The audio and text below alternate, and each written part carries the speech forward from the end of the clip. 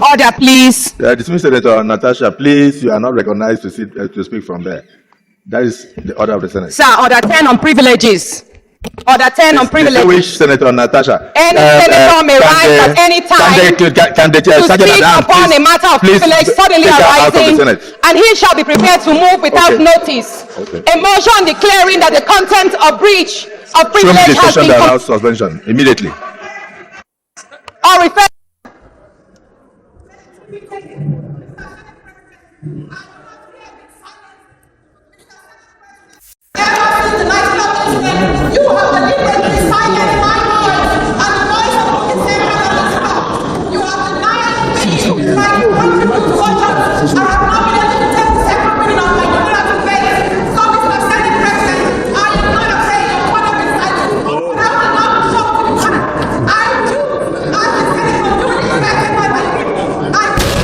This is one of the many altercations that constantly happens between the Senate President, Godswill Apkabio, and Natatia Apoti, a member of the Senate.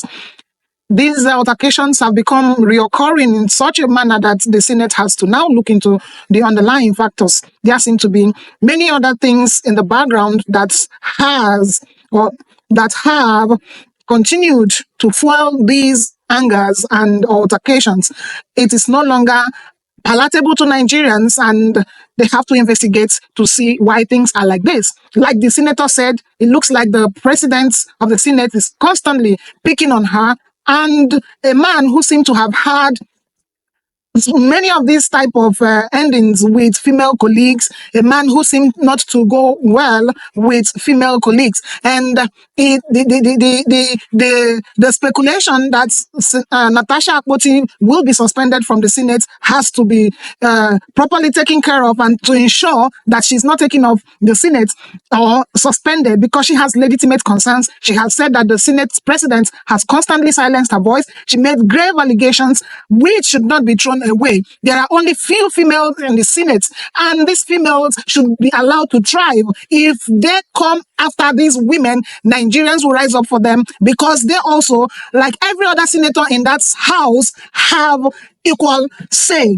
Even if the president of the Senate feels that she shouldn't be speaking from a particular seat, he too should have handled the matter in a more mature way and not to be rash, because two wrongs don't make a right. What will it take to say something just from a seat before you move? And I think that this whole situation should not repeat itself.